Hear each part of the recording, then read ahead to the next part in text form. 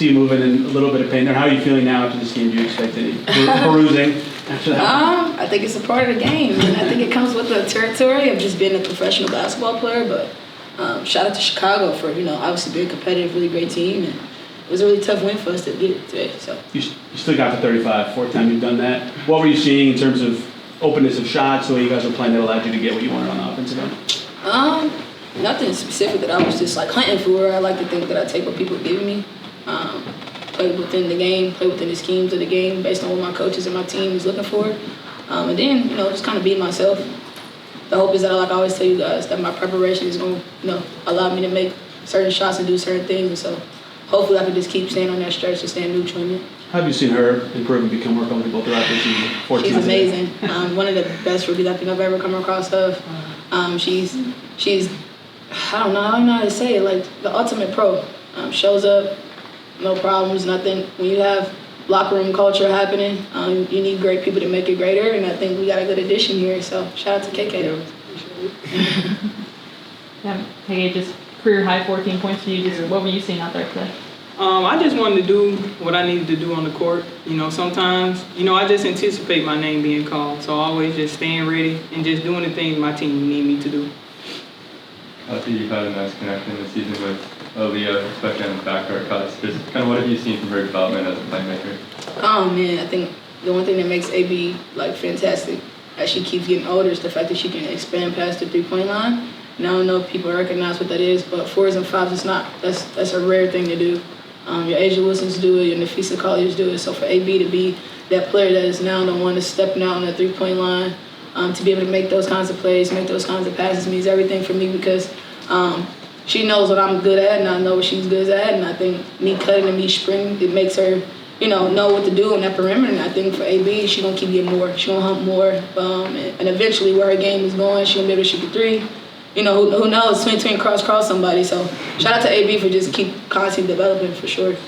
Kelsey, there was that sequence there at the end of the first half where it looked like he bounced off the defender and fell down, came up a little sore. Yeah. I guess what happened on that play, and did it kind of linger through the game? I think it's just, like I said, it comes with the territory of just trying to go in there with 6'7", 6'8". Maybe I should make some different decisions going forward. But I think, I don't know, man. I'm a competitor. You roll off your shoulder if you really want to play, and so it was a small hiccup, but I don't think it's nothing that I want to hinder me going forward.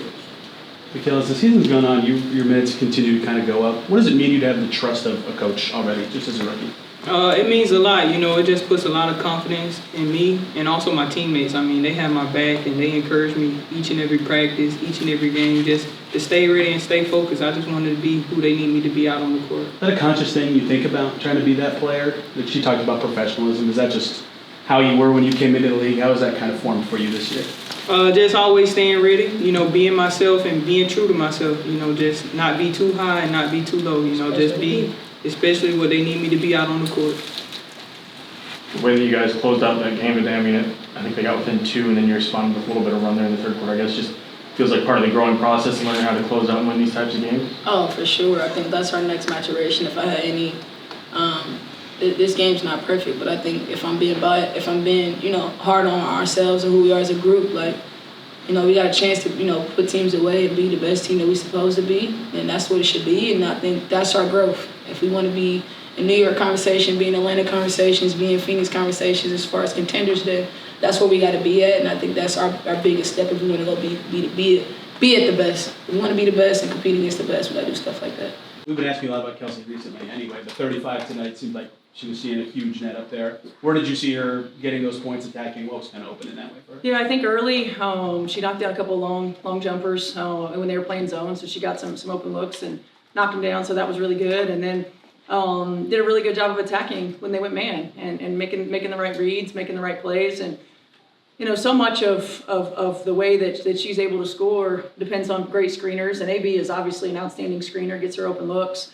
And getting her the ball on time and on target is important, and I think we did a good job of doing that. Makayla season high too. I don't know if this is the perfect way to phrase this, but what does it take for a rookie to kind of earn the trust of a veteran head coach, and how does that stay or maintain for someone like that? It's different for every team, but with this team in particular, because she's kind of playing behind Tosh, she doesn't always get probably the minutes that she could get, and depending upon lineups, playing behind AB or Dee. But she's really done a great job of staying ready. We talk a lot about staying ready so you don't have to get ready. And, one of the benefits of having a deep team is that if you don't have it one night, somebody else does. One of the challenges of having a deep team is that people deserve to play that don't always get to play.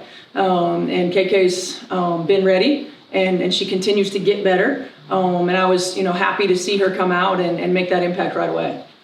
Chloe had 8 points today too. Just what impressed you about her coming with one day of practice? Yeah, the ability to stretch the floor. She did a really good job of understanding offense, understanding where she was going to get hers, and then staying shot ready. I like how she was defensively too. She didn't allow any easy entry passes. But she just gives us a different look than any of our other post players. Sometimes you'll see us go small with Sophie or Lexi at the 4. And with Chloe on our roster right now, we don't have to do that. She has really good size, and she has that same ability to stretch the floor. What went into, Chloe and Makayla playing over Dee today? Yeah, more than anything, they were playing zone. And so bringing in Chloe early and having 4 shooters around AB was important. KK, it was going with her early just to see what she could give us on the defensive end. I felt like they got too many easy looks. KK's versatility allows us to play her defensively in a different way than we can play Dee. And then they had it rolling in the first half, and so we just stayed with that 8 or 9 or however many there were.